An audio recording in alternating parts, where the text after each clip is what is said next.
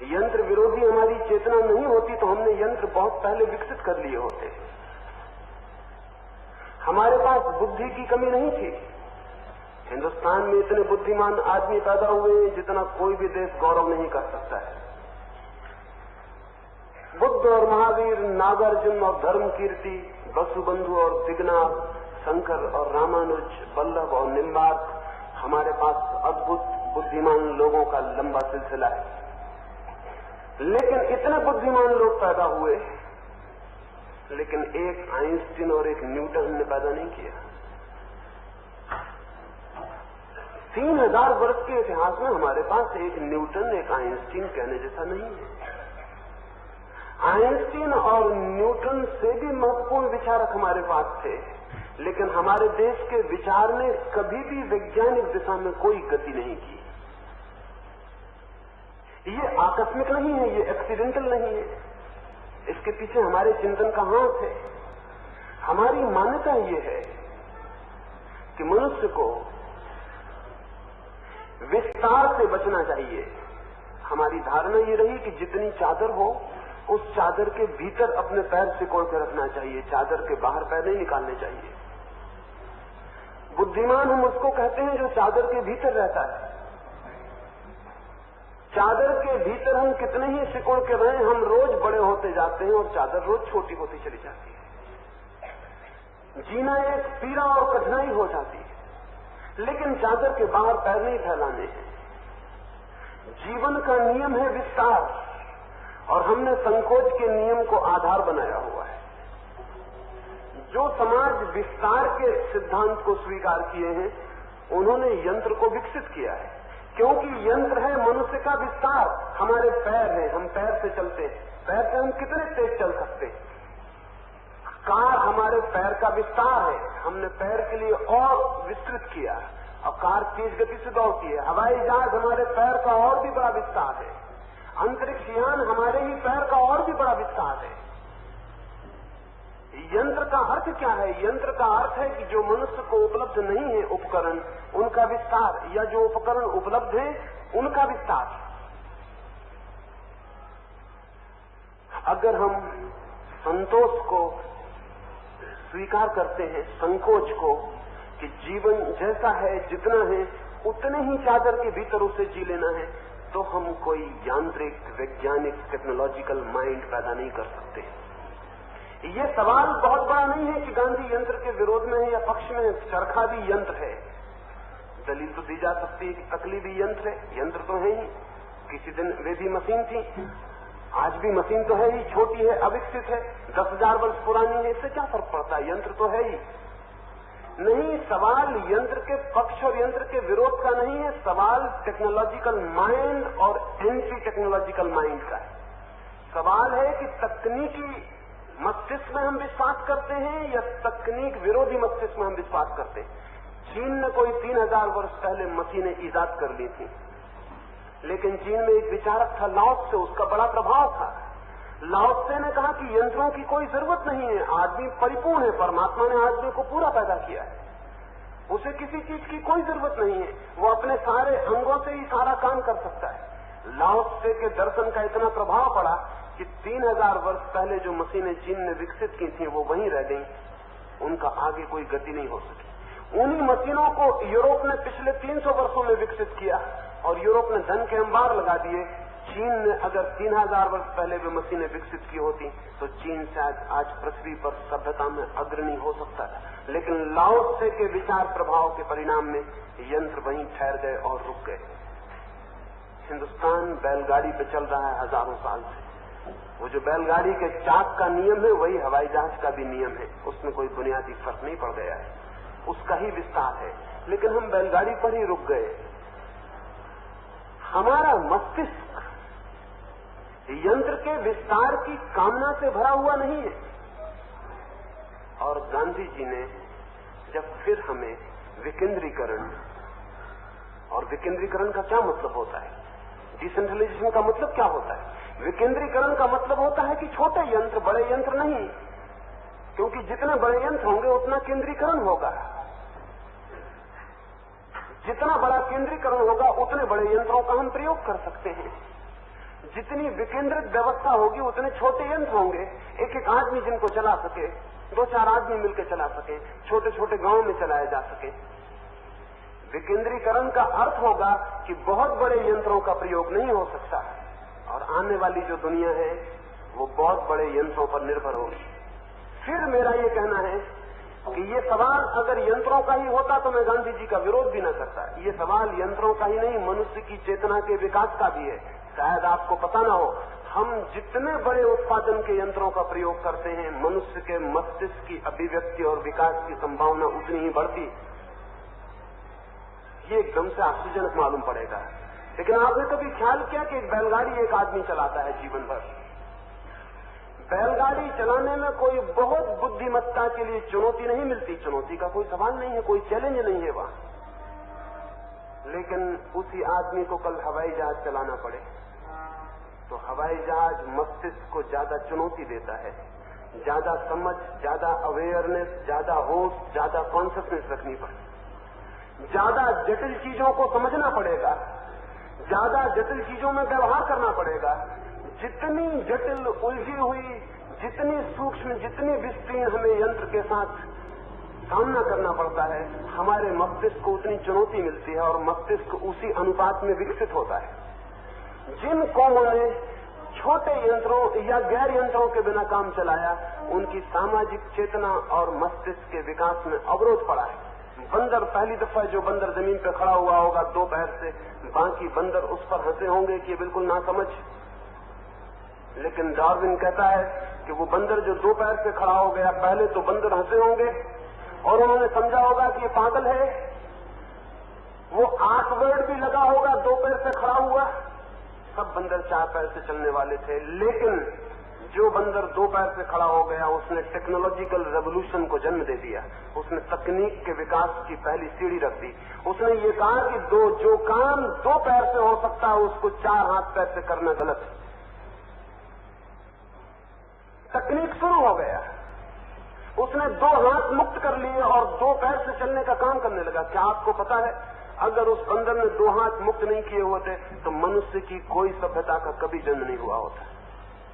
वो जो 2 हाथ मुक्त हो गए, वो 2 खाली हाथों ने मनुष्य की सारी सभ्यता विकसित की है। बंदर वहीं रुक गए हैं 4 हाथ पैर से चलने वाले। 2 हाथ पैर से चलने वाले बंदर ने जमीन आसमान का फर्क पैदा कर लिया। आज कोई कहे कि बंदर और हम एक ही जाति के हैं, हमारा मन मानने को राजी नहीं होता। हमारे और बंदर के बीच इतना फासला पड़ गया। लेकिन ये फासला एक टेक्नोलॉजिकल फर्क से पड़ा कि कुछ बंदरों ने 2 हाथ मुक्त कर लिए, 2 हाथ खाली हो गए, स्वतंत्र हो गए काम करने को। 2 पैर से काम चलने लगा और उन 2 स्वतंत्र हाथों ने सारी सभ्यता, मकान, मंदिर, ताज, मस्जिदें, साहित्य, संगीत, धर्म, इन सब की फिक्र की। इस बात की संभावना है कि बहुत शीघ्र मनुष्य समस्त यंत्रों को स्वचालित निर्मित कर लेगा। अमेरिका में तो उसका चिंतन और विचार तीव्र हुआ जाता है। वो कहते हैं कि आने वाले 50 वर्षों में हमारे सामने सबसे बड़ा सवाल ये होगा कि हम यंत्रों से सब पैदा कर लेंगे, मनुष्य के श्रम की कोई जरूरत न रह जाएगी, मनुष्य खाली हो जाएगा। वो खाली मनुष्य क्या करेगा, ये हमारे सामने सवाल है।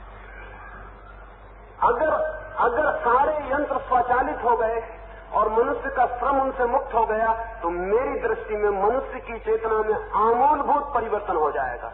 क्योंकि पहली दफा चेतना पृथ्वी से पूरी तरह मुक्त हो जाएगी श्रम से, और उस श्रम से शून्य अवस्था में जो खोज, जो यात्रा चेतना की होगी, वो उन्हें किस लोकों में ले जाएगी कहना कठिन है। शायद आपको पता नहीं कि जगत की सारी संस्कृति लीजर विश्राम से पैदा हुई है। जगत का सारा साहित्य लीजर विश्राम से पैदा हुआ है।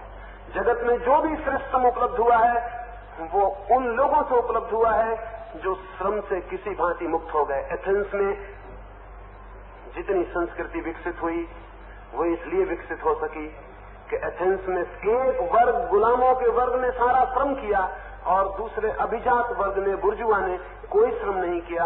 वो जो श्रमहीन लोग थे वे भी तो कुछ करेंगे जीने के लिए। उन्होंने फिलॉसफी लिखी, उन्होंने सोक्रेटिस, अरस्तु और प्लेटो को जन्म दिया। भारत में भी ब्राह्मणों ने हिंदुस्तान के सारे साहित्य, सारे विचार को जन्म दिया, क्योंकि ब्राह्मण श्रम से मुक्त हो गया था, अन्यथा कोई उपाय न था। शूद्रों ने एक उपनिषद लिखी, शूद्रों ने एक वेद लिखा, शूद्रों ने आयुर्वेद खोजा। शूद्रों के ऊपर क्या उपलब्धि है भारत में? शूद्र के नाम पर कोई उपलब्धि नहीं है बेचारे की, क्योंकि वो 24 घंटे श्रम में लीन है। हिंदुस्तान की सारी संस्कृति का जन्मदाता ब्राह्मण है। और ब्राह्मण क्यों है जन्मदाता? ब्राह्मण इसलिए जन्मदाता है कि उसके हाथ से सारा श्रम समाप्त हो गया, उसका व्यक्तित्व पूरा का पूरा विश्राम में हो गया, चेतना को ऊपर उठने का मौका मिल गया, चेतना आकाश की यात्रा करने लगी।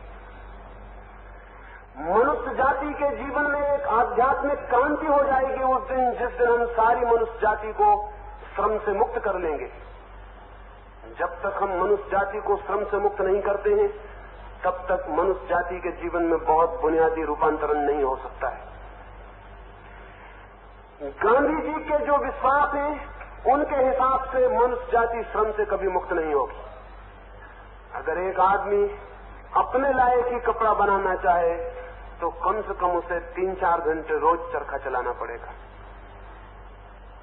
वर्ष भर में अपने लायक कपड़ा बनाना चाहे तो उसे 3-4 घंटे चरखा चला लेना पड़ेगा। अगर उसके ऊपर कोई निर्भर एक व्यक्ति है तो उसका 8 घंटे चरखा चलाने में व्यतीत हो जाने चाहिए। जो आदमी 8 घंटे चरखा चलाएगा सिर्फ कपड़ा बनाने के लिए, वो और भी कुछ करेगा या नहीं? और इतनी क्षुद्र चीजों में उसकी चेतना को उलझा देना क्या मनुष्य के भावी विकास के हित में हो सकता है? ये प्रश्न सिर्फ चरखा और तकली का नहीं है, ये प्रश्न मनुष्य जाति के जीवन में चेतना के जन्म, चेतना के विकास का प्रश्न है। अभी अमेरिका और रूस ने जो अंतरिक्ष यान भेजे, उन अंतरिक्ष यानों में जो यात्री गए, उनका अनुभव आपको पता है? उन्होंने लौटकर क्या खबरें दी हैं? उन्होंने खबरें दी हैं कि अंतरिक्ष में परिपूर्ण शून्य है, सन्नाटा है, वहां टोटल साइलेंस है, वहां कोई आवाज नहीं, क्योंकि वहां कोई हवा नहीं। अगर बोलिएगा भी तो ओंठ हिलेंगे, आवाज नहीं होगी। वहां कभी कोई आवाज नहीं हुई, अंतरिक्ष परिपूर्ण शून्य है। उस शून्य में जाके अंतरिक्ष यात्रियों को क्या अनुभव हुआ कि ये मस्तिष्क पूरा का पूरा फटने लगता है, घबराने लगता है। इतनी शांति कभी देखी नहीं, इतनी शांति कभी झेली नहीं। हमेशा शोरगुल, आवाज आवाज, रात सोते हैं तब भी बाहर आवाजें चल रही हैं। उनकी मस्तिष्क को आदत पड़ गई है, मस्तिष्क उनसे कंडीशन हो गया है। अंतरिक्ष में जाने पर उनको पता चला कि मस्तिष्क तो फट जाएगा। इतनी शांति को सहना मुश्किल है, तो रूस और अमेरिका में उन्होंने कृत्रिम घर बनाए हैं, कृत्रिम कमरे बनाए हैं, जिनमें उतनी शांति पैदा करने की कोशिश की है जितनी अंतरिक्ष में है। वहां यात्री को पहले ट्रेनिंग दी जाएगी, लेकिन उस कमरे में बैठ के आधा घंटे 15 मिनट में घबरा के यात्री बाहर आ जाता है कि वहां बहुत घबराहट होती है। लेकिन धीरे धीरे उस शून्य को सहने की सामर्थ्य उसकी विकसित हो जाएगी। उसका अर्थ आप समझते हैं? उसका अर्थ यह है कि जो लोग अंतरिक्ष यान में यात्रा करेंगे, उनके मस्तिष्क की बनावट में बुनियादी फर्क हो जाएगा उतनी शांति को सहने के कारण। और ये हो सकता है कि एक बिल्कुल दूसरे तरह से मनुष्य का जन्म हो जाए, जिसकी हमें कोई कल्पना भी नहीं हो सकती। जीवन और उत्पादन के साधन, वाहन, कम्युनिकेशन के साधन अंततः मनुष्य की चेतना में परिवर्तन लाते। आपने देखा जो जंगल में आदिवासी रह रहा है, उस आदिवासी ने कोई सोक्रेटिस पैदा किया, कोई बुद्ध पैदा किया, कोई महावीर पैदा किया, कोई गांधी पैदा किया। वो कैसे पैदा करेगा? उसके उत्पादन के साधन इतने आदिम हैं कि उन आदिम उत्पादनों के साथ मस्तिष्क इतनी ऊंचाइयां नहीं ले सकता है जितनी ऊंचाइयां विकसित साधनों के साथ ली जा सकती। आपको ख्याल है आज भी हिंदुस्तान में राधा कृष्णन जैसे व्यक्तियों को हम विचारक कहते हैं। राधा कृष्णन टीकाकार हो सकते हैं, विचारक जरा भी नहीं। एक मौलिक विचार को कोई जन्म नहीं दिया। जर्मनी में हाइडेगर है, या जेस्पर्स है, या सार्त्र है, या कामू है, या रसल है। इनकी कोटि का एक विचारक आप पैदा नहीं कर सकते हैं आज। आप जिसको विचारक कहते हैं, किसको विचारक कहते हैं? गीता पे एक आदमी टीका लिख देता तो विचारक हो जाता है, लेकिन गीता पैदा कर सके ऐसा एक विचारक आप पैदा नहीं कर सकते। बस टीकाकार पैदा कर सकते हैं, उन्हीं को विचारक मान के शोरगुल मचाते रहते।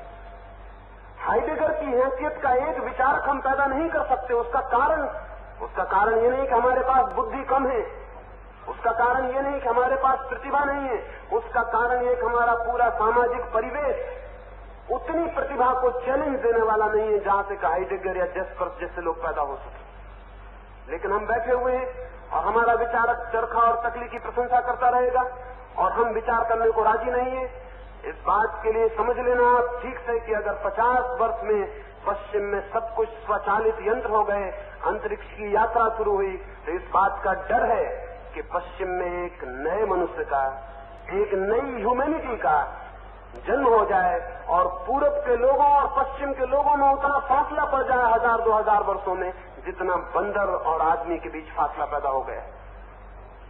लेकिन हमें कोई बोध नहीं है इस बात का। हम कहेंगे हम तो स्वावलंबन की बातें कर रहे हैं, हम हमेशा से इसी तरह की बातें कर रहे हैं और हमेशा नुकसान उठाते रहे, लेकिन हम जानने को भी राजी नहीं होना चाहते। हिंदुस्तान 1000 साल तक गुलाम था और हजारों साल से निरंतर हारता रहा है। जीत का उसने कभी कोई सपना नहीं देखा, जीत का कभी मौका नहीं पाया। हम क्यों हारते रहे, कभी आपने सोचा? हम हारते इसलिए रहे कि जब भी दुश्मन हमारे ऊपर आया उसके पास युद्ध की विकसित टेक्नोलॉजी थी, हमारे पास विकसित टेक्नोलॉजी नहीं थी। सिकंदर हिंदुस्तान आया, वो घोड़े पर सवार होकर आया, पोरुस उससे लड़ने गया। पोरुस सिकंदर से कमजोर आदमी नहीं था और उसके पास बहादुर सैनिक थे, लेकिन पोरुस के पास टेक्नोलॉजी जो थी वो अविकसित थी। वो हाथियों पर लड़ने गया। हाथी कोई युद्ध का अस्त्र नहीं है। हाथी बारात निकालनी हो तो बहुत अच्छे हैं, शोभा यात्रा निकालनी हो तो बहुत अच्छे हैं, लेकिन युद्ध के मैदान पर हाथी पिछड़ा हुआ साधन है घोड़े के मुकाबले। घोड़ा तेज है, ज्यादा जानवान है, ज्यादा चंचल है, थोड़ी जगह घेरता है, तेजी से गति करता है। सिकंदर के घोड़ों के मुकाबले पोरुस के हाथी हारे, सिकंदर से पोरुस नहीं हारा है। और हाथी जब घबरा गए युद्ध में तो उन्होंने अपनी सेनाओं को कुचल डाला। बाबर हिंदुस्तान आया, बाबर के पास बारूद थी, हमारे पास बारूद का कोई उत्सव नहीं था। दूसरे मुल्क में हम लड़ने नहीं गए, दूसरे मुल्क के लोग लड़ने आए, हम अपने मुल्क में हारते रहे। इतनी बड़ी जनसंख्या लेकर हम बैठे हैं, परदेश से एक आदमी आएगा, कितनी फौजें लाएगा, कितनी फौजें ला सकता है, और हम उससे अपने मुल्क में हार जाएंगे। बारूद का हमारे पास कोई उत्तर न था, बारूद से हारने के सिवाय कोई रास्ता न था। हम बाबर से नहीं हारे, हम बारूद से हारे। बाबर को हराने की हमें हिम्मत न थी, लेकिन हमारे पास कोई टेक्निक न थी। अंग्रेज हिंदुस्तान में आए, हमारे पास बंदूकें थी, अंग्रेजों के पास विकसित तोपें थी। हम अंग्रेजों से नहीं हारे, बंदूकें तोपों से हारेंगे ही, इसके सिवाय कोई रास्ता नहीं है।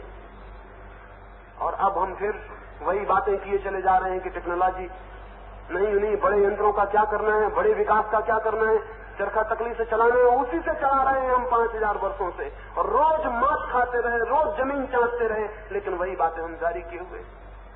और अगर कोई कहे कि ये गलत है, हमें विकास के सारे साधनों का उपयोग करना है, हमें बहुत शीघ्र 20 वर्षों में सारी दुनिया के साथ खड़े हो जाना है, अन्यथा हम कहीं के नहीं रह जाएंगे, तो हम उसके विरोध में टूट पड़ेंगे कि हमारे महापुरुष की आलोचना हो गई। ये महापुरुष की आलोचना का सवाल नहीं, ये मुल्क की जिंदगी का सवाल है। मैं जो विकसित तकनीक के पक्ष में बोल रहा हूं वो इसलिए नहीं कि मुझे चरखे से कोई दुश्मनी, न तकली से मुझे दुश्मनी, न मैं इस ख्याल का हूं कि चरखे और तकली चलने बंद हो जाने चाहिए। जब तक कोई उपाय नहीं है वो चले,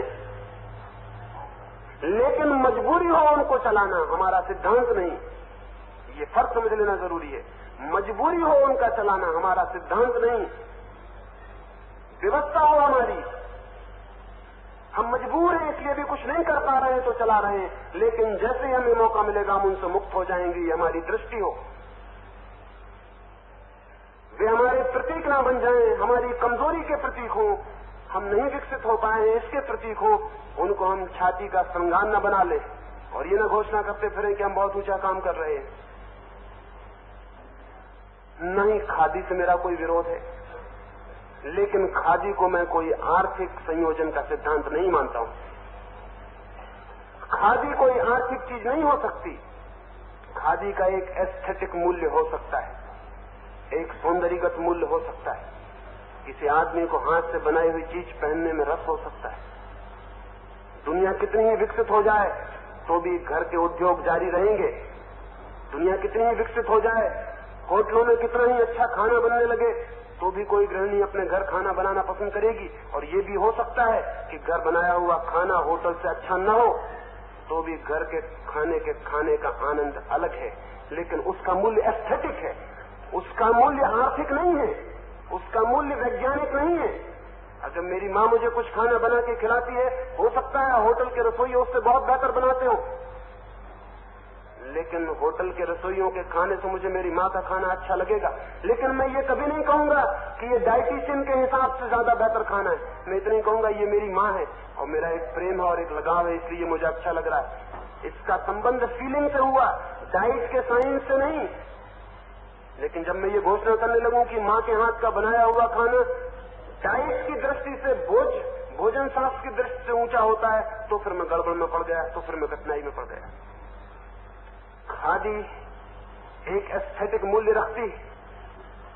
जिन्हें प्रीतिकर हो वो खादी पहन सकते हैं, जिन्हें प्रीतिकर हो वो चरखा चला सकते हैं, किसी पर रुकावट डालने की कोई जरूरत नहीं है। लेकिन खादी को आर्थिक संयोजना का, इकोनॉमिक प्लानिंग का हिस्सा नहीं समझा जा सकता और खादी को आर्थिक सिद्धांत नहीं माना जा सकता। मैं खुद खादी पहनता हूं, मुझे खुद दूसरे कपड़े की बजाय खादी ज्यादा पोएटिक, ज्यादा काव्यात्मक मालूम पड़ती।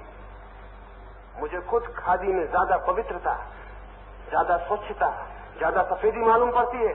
लेकिन ये मेरी पसंद हुई व्यक्तिगत, ये हॉबी हो सकती है, ये अपना सुख हो सकता है और हॉबी के लिए महंगे से महंगा खर्च करना पड़ता है। तो खादी काफी महंगा हॉबी है, काफी महंगी हॉबी है। जो धोती 10 रुपए में मिल सकती है मिल की, वो खादी की 50 रुपए में मिलेगी और वो 50 में भी सिर्फ इसलिए मिलती है कि कर चुकाने वालों से 15 रुपए लेकर खादी पहनने वालों को चुकाए जा रहे हैं। 65 रुपए की चीज 50 रुपए में पड़ती है, पहनने वाले को 15 रुपए सरकार दे रही। ये हैरानी की बात है। जिसको शौक हो वो 65, 70, 80 खर्च करे, लेकिन जो खादी नहीं पहनता है उससे 15 रुपए उसकी जेब में से निकाल कर मुझे खादी पहनाई जाए, ये समझ के बाहर, इसका कोई अर्थ नहीं। ये खतरनाक बात है। लेकिन हम विचार करने को राजी होने को राजी नहीं है, हम सोचने को ही राजी नहीं है। इससे क्या पता चलता है? सोचने से इतना भयभीत होने का मतलब क्या होता है? इसका साफ मतलब ये होता है कि हम बहुत भली भांति जानते हैं कि इन चीजों पर सोचा तो सोचने में ये चीजें बह जाएंगी, ये बच नहीं सकती। जब आदमी डरता है कि जिन चीजों पर सोचने से चीजों के मिट जाने का डर है, अनकॉन्शियसली वो अनुभव करता है कि हमने सोचा कि ये गई, तो वो सोचने से भयभीत हो जाता है। फिर वो कहता है सोचो मत, जो है वो ठीक है, आंख बंद रखो। आंख बंद रखने का मतलब यह है कि आप जानते हैं आंख खोलते से जो दिखाई पड़ेगा वो वही नहीं होने वाला है जो आप समझते रहे। वो तथ्य दूसरा है जो आंख खोलने से दिखाई पड़ेगा। इसलिए कमजोर लोग आंखें बंद करना शुरू कर देते। लेकिन अगर पैर में फोड़ा है और उसे छिपा लें हाथ, तो आप स्वस्थ नहीं हो जाते। और अगर कोई कहे कि जरा आपका कपड़ा उठाइए, आप कहें कि क्यों कपड़ा उठाऊं, क्यों तुमने मेरी कपड़ा उठाने की बात की, तो उससे भी आप स्वस्थ नहीं हो जाते। बल्कि आपकी ये घबराहट बताती है कि कपड़े के पीछे कुछ आप छिपाए हैं जिसे आप जानते भी हैं और नहीं भी जानना चाहते, जिसे आप पहचानते भी हैं लेकिन पहचानना भी नहीं चाहते, मुकरना चाहते हैं, पीठ फेर लेना चाहते हैं। जब भी कोई कौम विचार करने से डरने लगती है तो समझ लेना उस कौम ने कुछ बेवकूफियां पाल रखी हैं जिनकी वजह से वो विचार करने से डरती। सत्य कभी भी विचार करने से भयभीत नहीं होता है, असत्य हमेशा विचार करने से भयभीत होता है। हमारे महापुरुष असत्य हैं या सत्य? अगर उन पर विचार करने से भय मालूम होता है तो तुम समझ लेना कि तुम बहुत भीतर मन में जानते हो कि ये महापुरुष हमारे बनाए हुए हैं, ये असली महापुरुष नहीं। लेकिन अगर तुम विचार करने की हिम्मत कर सकते हो तो ही पता चलता है कि तुमने स्वीकार किया है कि महापुरुष में कुछ बल है, तुम्हारे विचार करने से वो नष्ट हो जाने वाला नहीं। जो व्यर्थ होगा वो जल जाएगा। हम सोने को आग में डालने से डरते नहीं, क्योंकि जो कचरा होगा वो जल जाएगा और जो सोना है वो बच के बाहर निकल आएगा। लेकिन कचरा ही कचरा पास में हो तो उसको हम फिर आग में डालने से बहुत डरेंगे। मैं गांधी को आग में डालने से नहीं डरता हूं, क्योंकि मैं मानता हूं उनमें बहुत कुछ सोना है। कचरा जल जाएगा और सोना निखर के बाहर आ जाएगा। लेकिन उनके भक्त बहुत भयभीत होते हैं। उनके भक्त क्या डरते हैं कि गांधी जल जाएंगे विचार करने से उन पर? उनके एक भक्त ने अभी चिट्ठी लिखी है कि मैं और कुछ भी करूं, कम से कम गांधी को सिर्फ गांधी न कहा करूं, महात्मा गांधी या गांधी जी कहा करूं। अब ये थोड़ा सोचने जैसा है, ये थोड़ा सोचने जैसा है सुनिए, ये थोड़ा सोचने जैसा है कि हम गांधी को गांधी जी कहें इसमें ज्यादा आदर है या गांधी कहने में ज्यादा आदर है। परमात्मा के साथ हम जी नहीं लगाते कि परमात्मा जी। परमात्मा को हम कहते हैं परमात्मा।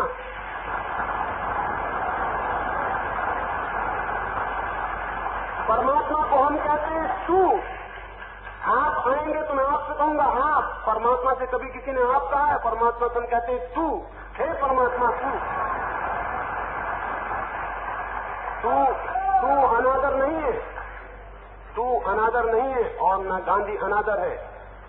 इतना प्रेम है मेरे मन में कि जी लगाने से मुझे नहीं लगता कि गांधी की इज्जत बढ़ती है। छोटे मोटे लोगों के साथ जी लगाने से इज्जत बढ़ती होगी, गांधी के साथ जी लगाने से इज्जत कम होती है। जी हम उनके साथ लगाते हैं जिनके साथ लगाने जैसा भीतर कुछ भी नहीं है, बाहर से जी लगा के इज्जत जोड़ देते हैं। महावीर को मैं महावीर कहता हूं, उनको महावीर जी कहने से ऐसा लगेगा कोई किराने की दुकान के मालिक है। गौतम बुद्ध को मैं बुद्ध कहता हूं, बुद्ध जी लगाने से वो ओछे और छोटे पड़ जाएंगे। गांधी को मैं उसी कोटि में मानता हूं जहां आदमी आपके ऊपर उठ जाता है और तू में प्रविष्ट हो जाता है। इसलिए मैं जी वगैरह नहीं लगाऊंगा और न महात्मा कहूंगा।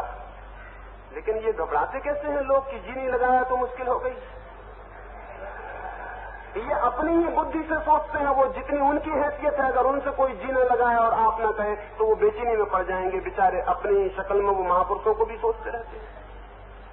नहीं, मैं नहीं लगाऊंगा, और आप लगाते हो तो आपसे कहूंगा मत लगाना। अपमानजनक है, इंसल्टिंग है। हम अपने महापुरुष को तो उतने प्रेम से पुकार सकते हैं, बीच में जी और आदर सब लगाने की जरूरत नहीं। शायद आपको ख्याल न हो कि हम जब आदर प्रकट करते हैं तो हम क्यों प्रकट करते हैं। जब हम शब्दों में आदर बताते हैं तो क्यों बताते हैं।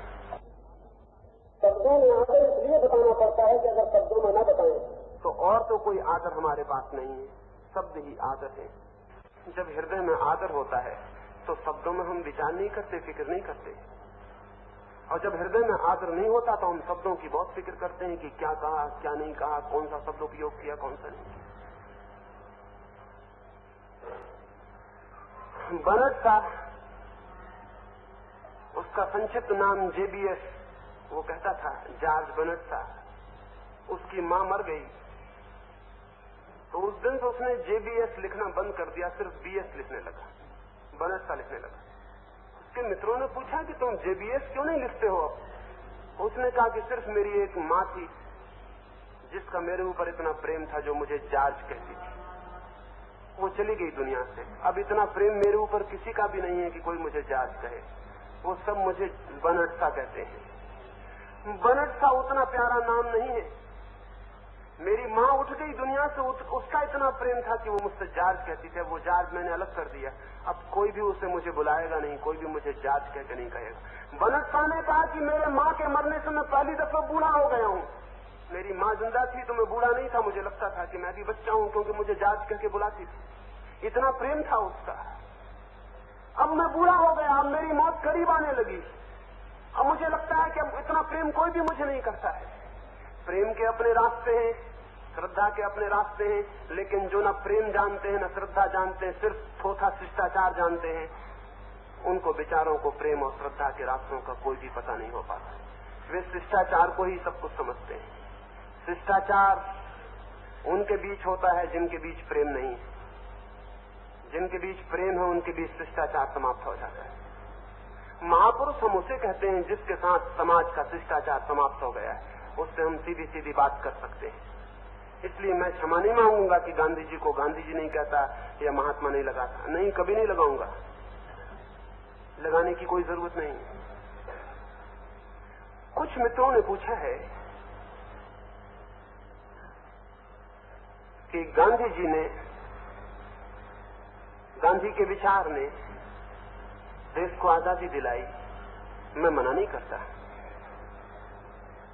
ये भी मैं मना नहीं करता कि उन्होंने देश के लिए कितना काम किया। शायद इस देश के पूरे इतिहास में किसी एक मनुष्य ने देश के लिए इतना काम नहीं किया है।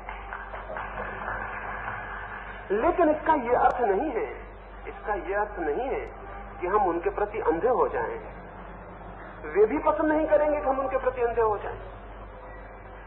वे भी पसंद नहीं करेंगे कि हम उनके प्रति सोचना विचारना बंद कर दें। उनका हमारे ऊपर ऋण बहुत ज्यादा है। इसीलिए तो मैं सोचता हूं कि उन पर हमें बार बार विचार करना चाहिए।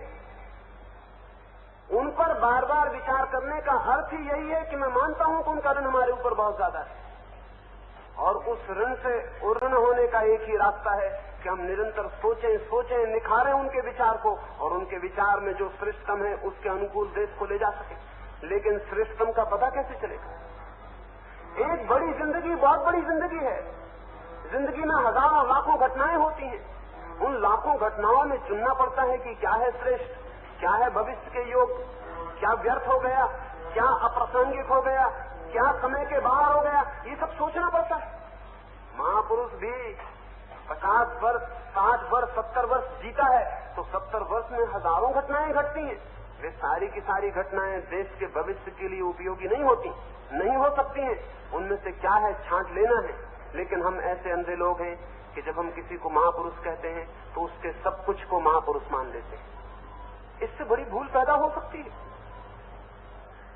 इससे बड़ी बुनियादी भूल पैदा हो सकती है। महापुरुष जो करता है, महापुरुष जिस समय में जीता है, जिस सामयिक प्रसंगों पर चुनौती झेलता है, उसमें से बहुत सा उसी दिन व्यर्थ हो जाता है, उसमें से बहुत सा बाद में व्यर्थ हो जाता है।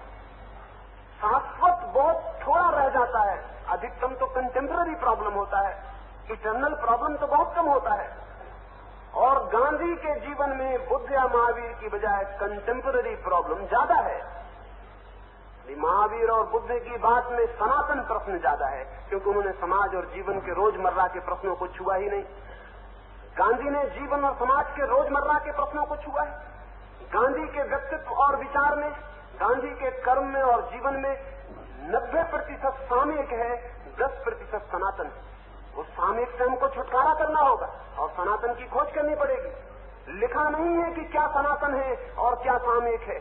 खोज करनी पड़ेगी, सोच करना पड़ेगा, विचार करना पड़ेगा, छांट करनी पड़ेगी। जो गांधी व्यतीत हो गए, अतीत हो गए, उन्हें हटा देना होगा। जो गांधी आगे भी सार्थक होंगे, कल भी साथ होंगे, उनको बचा लेना होगा। अंततः निखरते निखरते वही सूत्र शेष रह जाएंगे जो सनातन है, जिनका समय से कोई संबंध नहीं, जिनका मनुष्य के शाश्वत जीवन से संबंध है। तब हम गांधी को निखार पाएंगे। लेकिन भक्त अंधा होता है, वादी अंधा होता है। वो कहता है कि हम पूरा स्वीकार करेंगे या पूरा अस्वीकार करेंगे। वो दो बातें मानता है, या तो पूरा स्वीकार करेंगे या पूरा अस्वीकार करेंगे। जीवन में इस तरह हाँ और ना में उत्तर नहीं होते। जीवन में कुछ स्वीकृत होती है, कुछ अस्वीकृति होती है। जीवन कोई इकट्ठा और हाँ और ना नहीं है कि हमने कह दिया हाँ या हमने कह दिया ना। भक्त कहता है कि या तो हम कहेंगे ना, कहेंगे कि नहीं मानते गांधी को, या कहेंगे कि मानते हैं तो पूरा मानते। ये दोनों ही दृष्टियां गलत हैं, अंधी दृष्टियां हैं। सोचना होगा, अपने विवेक से खोजना होगा, देखना होगा, परखना होगा, जांच करनी होगी, प्रयोग करने होंगे, और तब जो विवेक के अनुकूल बचता जाएगा वही शाश्वत होता चला जाएगा। शेष समय की परिधि में खोता चला जाएगा। खो ही जाना चाहिए, समय के साथ ही वो खो जाना चाहिए जिसे समय ने पैदा किया था। लेकिन हम अपने पागलपन में उसको बचा के रखना चाहते हैं। उससे हमारे महापुरुष को फायदा नहीं होता, नुकसान होता है। क्योंकि महापुरुष रोज रोज नया नहीं हो पाता, ताजा नहीं हो पाता, बासा पड़ जाता है, पुराना पड़ जाता है। वो जो बासा पड़ जाता है उसे काट देने की जरूरत है, ताकि नया ताजा रोज निखर के बाहर आता चला जाए। और जिसे हमने प्रेम किया हो, जिसे हमने श्रद्धा दी हो, वो हमारे लिए सनातन साथी बन सके। लेकिन हम जिस तरह से व्यवहार करते हैं, इस तरह से ये नहीं हो सकता है। मैं नहीं कहता हूं कि गांधी का हमारे ऊपर कोई ऋण नहीं है। कोई पागल होगा जो ऐसा कहेगा। ऋण उनका महान है, लेकिन उस ऋण के कारण इतने मत दब जाना कि गांधी का जो सामयिक तत्व है वो हमें सत्य जैसा मालूम पड़ने लगे। वो उचित नहीं है। किसी मित्र ने पूछा है कि आप तो गांधी जितने बड़े नहीं हैं, तो आप उनकी आलोचना क्यों करते हैं?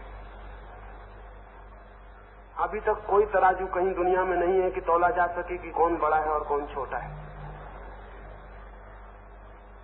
कोई तराजू दुनिया में आज तक विकसित नहीं हुआ कि हम तौल सकें कौन बड़ा है कौन छोटा है।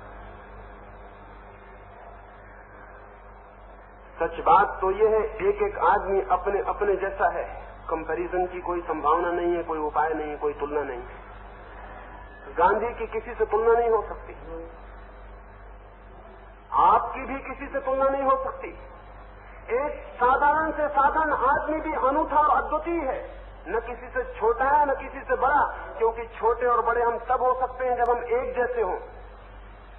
एक जैसे अगर हम हो तो पता चल सकता है कौन छोटा है कौन बड़ा, लेकिन हम में से प्रत्येक अपने जैसा है, दूसरे जैसा है ही नहीं।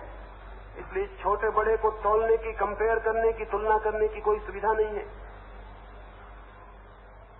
गांधी को जब आप बड़ा कहते हैं तब भी आप भूल कर रहे हैं, क्योंकि जैसे आपने तौला, बड़ा आपने कहा तो आपने तौल शुरू कर दी।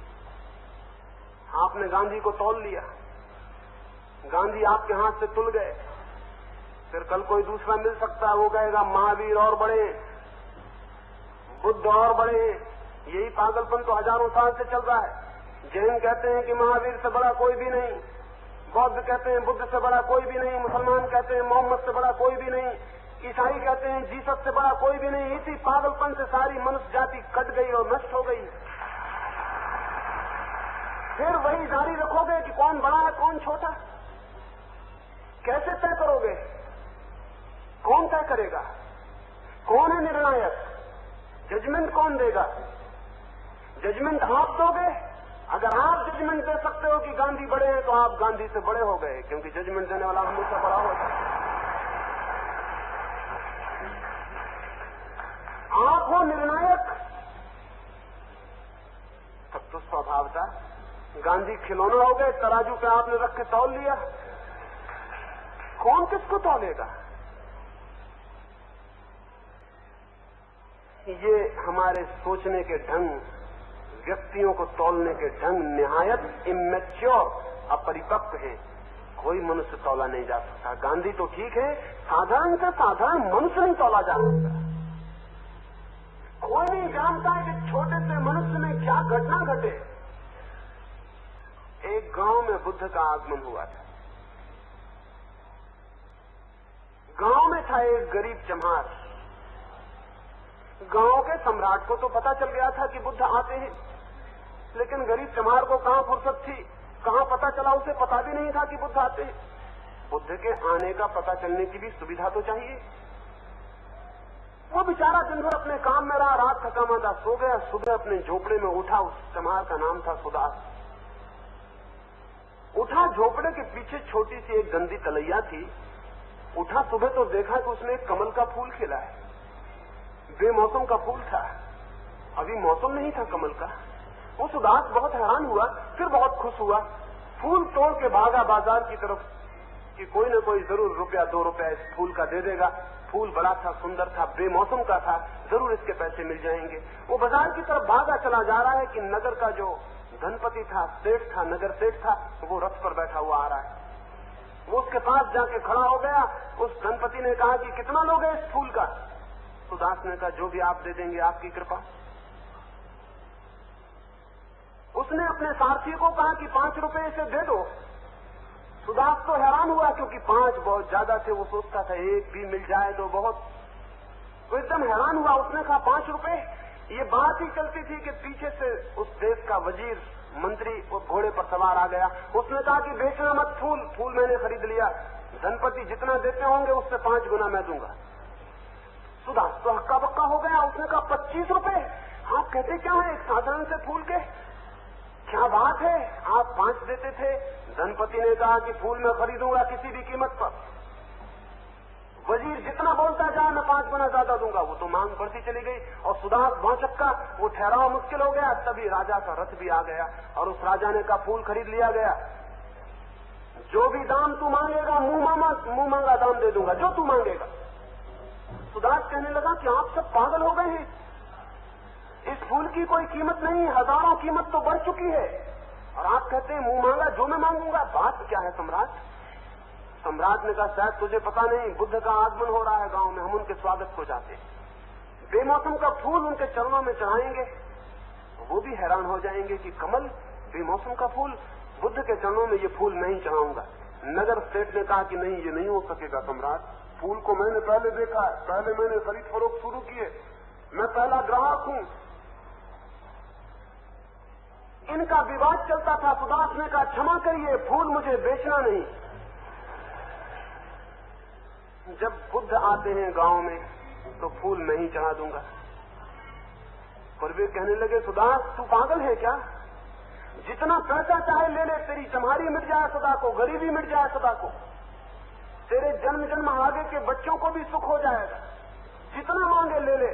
सुदास ने कहा कि नहीं, अब पैसे का क्या करेंगे, मैं ही चढ़ा दूंगा बुद्ध को। नहीं बेचा फूल, सम्राट नहीं खरीद सके एक गरीब का फूल, एक चम्हार का। सम्राट तो रथ पर पहुंच गए, पहले नगर सेठ पहुंच गया, वजीर पहुंच गया। उन्होंने बुद्ध से जाकर ये कहा कि आज एक अद्भुत घटना घट गई। एक गरीब आदमी जिसकी कोई हैसियत नहीं, जिसके पास कल का खाना नहीं होता, उसने लाखों रुपए का लात मार दी और कहता फूल नहीं चढ़ाऊंगा। सुदास आया पीछे पैदल चलता हुआ, बुद्ध के चरणों में फूल रख के हाथ जोड़ के सिर पैर पर रख के रोने लगा। बुद्ध ने कहा पागल है सुदास, तू फूल बेच देना था। सुदास ने कहा कि भगवान संपत्ति ही सब कुछ नहीं है, संपत्ति से भी बड़ा कुछ है, और आपके पैरों में फूल रखकर मुझे जो मिल गया वो मुझे कितनी भी संपत्ति से कभी नहीं मिल सकता। सुदास ने अपने भिक्षुओं से कहा, बुद्ध ने अपने भिक्षुओं से कहा कि भिक्षुओं देखो इस सुदास को, एक साधारण से जन्मे भी, एक साधारण से मनुष्य में भी परमात्मा का इतना प्रकाश पैदा हो सकता है।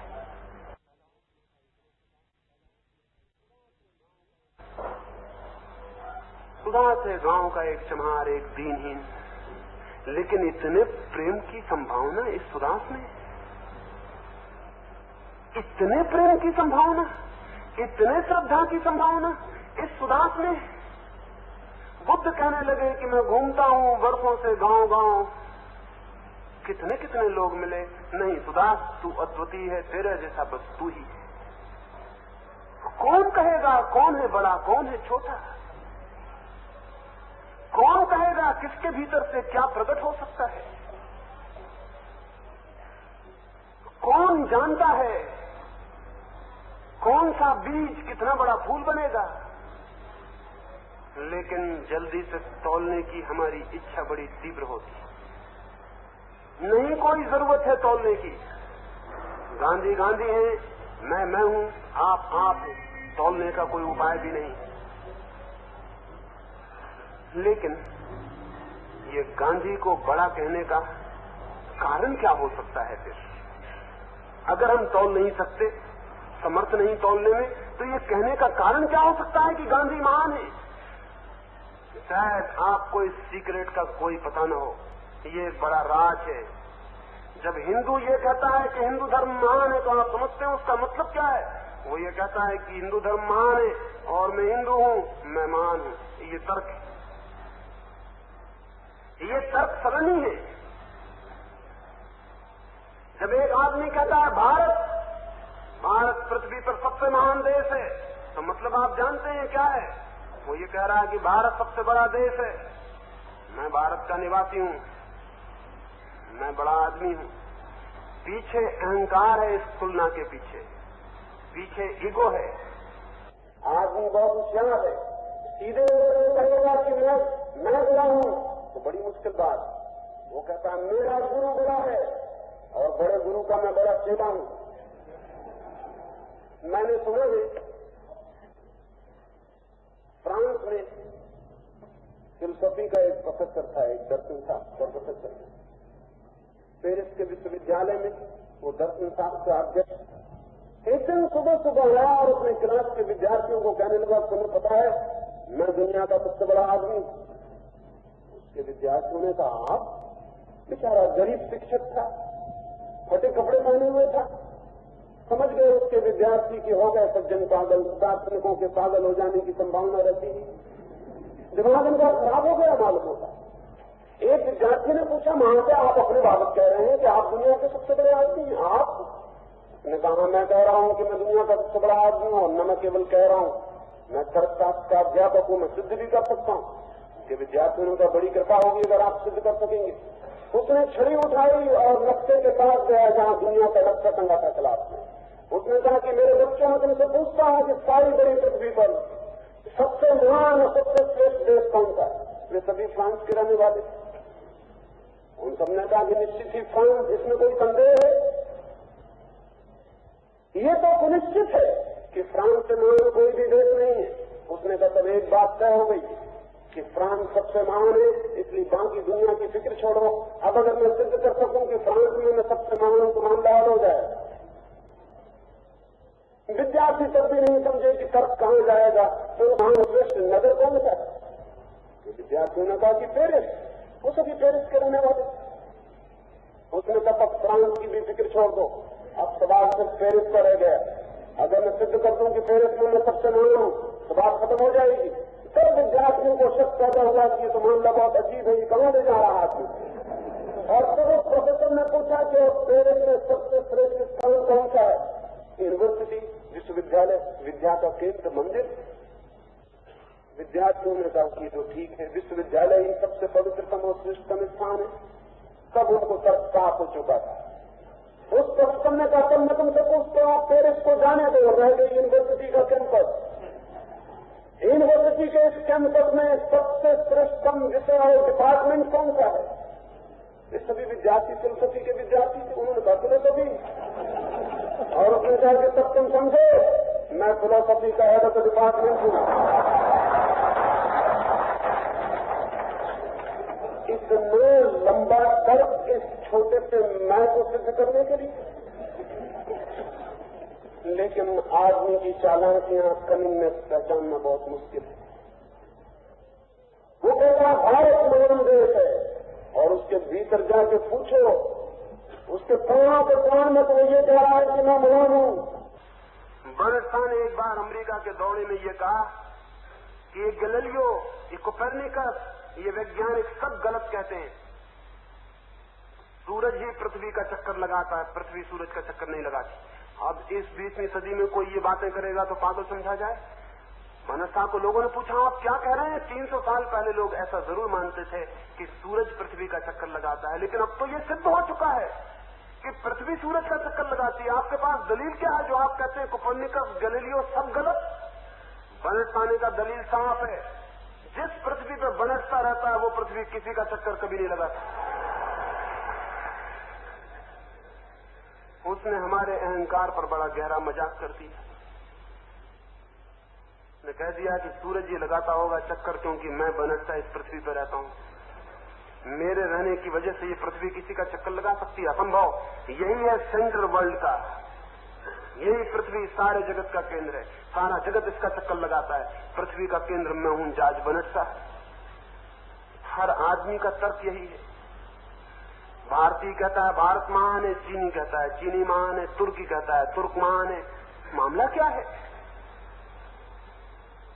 हिंदू कहता है हिंदू महान है, मुसलमान कहता है मुसलमान महान है, जैन कहता है महावीर महान है, ईसाई कहता है जीसस महान है। मामला क्या है?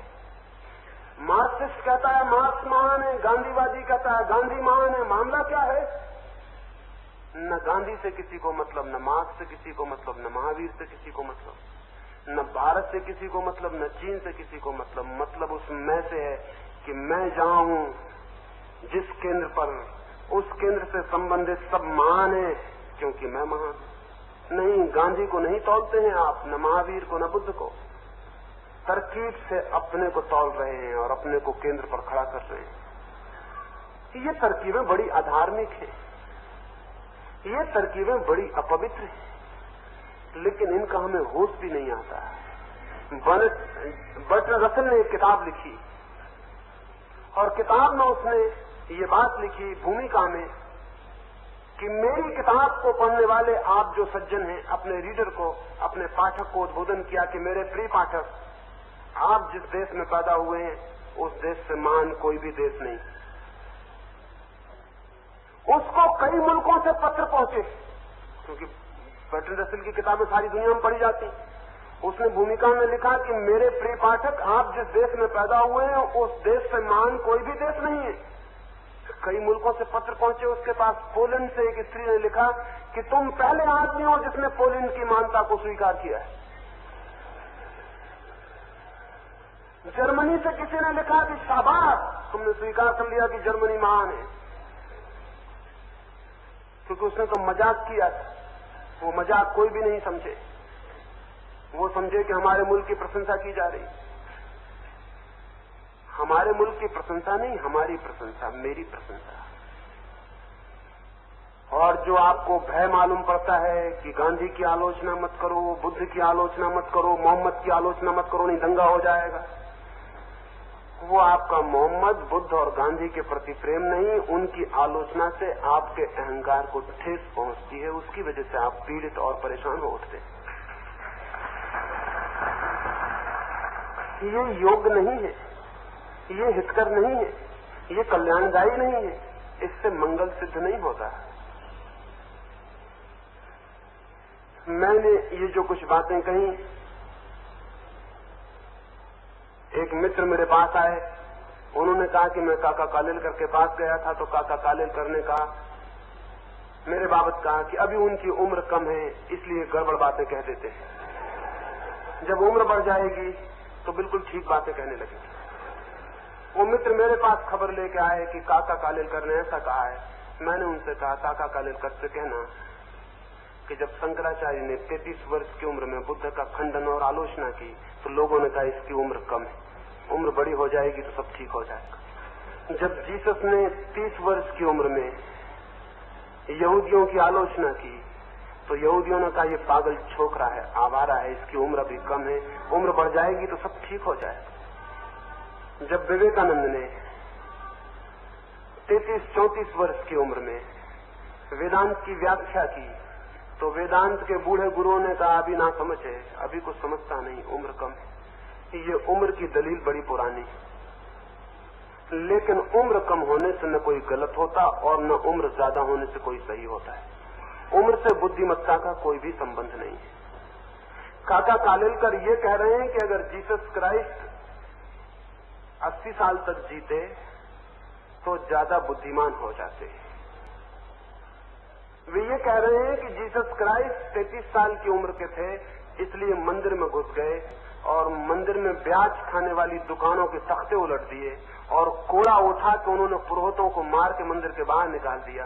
अगर जीसस ज्यादा उम्र के होते तो इस तरह की नासमझी कभी नहीं कर सकते थे। काका कालेलकर उनकी जगह होते तो इस तरह की नासमझी वो कभी भी नहीं करते, उनकी उम्र ज्यादा है। लेकिन उम्र ज्यादा होने से बुद्धिमत्ता नहीं बढ़ जाती है, उम्र ज्यादा होने से सिर्फ चालाकी और कनिंगनेस बढ़ जाती है। मैं भी जानता हूं, मैंने गांधी की आलोचना की, उसी दिन सुबह 2 मित्रों ने मुझे आके कहा कि आप ये बात ही मत करिए, अन्यथा गुजरात की सरकार नारगोल में 600 एकड़ जमीन देती है, वो बिल्कुल बंद कर देगी, बिल्कुल नहीं देगी। अभी बात मत करिए, पहले जमीन मिल जाने दीजिए, फिर जो आपको कहना हो कहना। वो कहने लगे आपकी उम्र अभी कम है, आपको पता नहीं जमीन खो जाएगी। मैंने उनसे कहा भगवान करे मेरी उम्र इतनी ही नासमझी की बनी रहे ताकि सत्य मुझे संपत्ति से हमेशा मूल्यवान मालूम पड़े। वो जमीन जाने दें, मुझे जो ठीक लगता है मुझे कहने दें, भगवान न करे इतना चालाक मैं हो जाऊं कि संपत्ति सत्य से ज्यादा मूल्यवान मालूम पड़ने लगे। मुझे भी दिखाई पड़ता है, काका कालेलकर को ही दिखाई पड़ता है ऐसा नहीं, मुझे भी दिखाई पड़ता है कि गांधी की आलोचना करके गाली खाने के सिवाय और क्या मिलेगा। अंधा नहीं हूं, इतनी उम्र तो कम से कम है कि इतना दिखाई पड़ सकता है कि गाली मिलेगी। लेकिन कुछ लोग अगर समाज में गाली खाने की हिम्मत न जुटा पाए तो समाज का विचार कभी भी विकसित नहीं होता है। कुछ लोगों को ये हिम्मत जुटानी ही चाहिए कि वो गाली खाएं। प्रशंसा प्राप्त करना बहुत आसान है, गाली खाने की हिम्मत जुटानी बहुत कठिन है। श्री देवर भाई ने मुझे उत्तर देते हुए किसी मीटिंग में भी कहा है कि मैं गांधी जी को समझ नहीं सका हूं, इसलिए ऐसी बातें कर रहा हूं। मेरा उनसे निवेदन है कि प्रशंसा तो बिना समझे भी की जा सकती है, आलोचना करने के लिए बहुत समझना जरूरी होता है। प्रशंसा तो कुत्ते भी पूंछ हिला के जाहिर कर देते हैं, उसके लिए बहुत बुद्धिमत्ता की आवश्यकता नहीं है, लेकिन आलोचना के लिए सोचना जरूरी है, विचार करना जरूरी है, हिम्मत जुटानी जरूरी है और अपने को गांव पे लगाना भी जरूरी है। अब गांधी से मेरा झगड़ा क्या हो सकता है? गांधी से झगड़ के मुझे फायदा क्या हो सकता है? कोई भी तो फायदा नहीं हो सकता, नुकसान हो सकता है। अखबार मेरी खबर नहीं छापेंगे, गांव में मेरी सभा होनी मुश्किल हो जाएगी, अहिंसक लोग पत्थर फेंक सकते हैं, ये सब हो सकता है। इससे मुझे क्या फायदा हो जाएगा?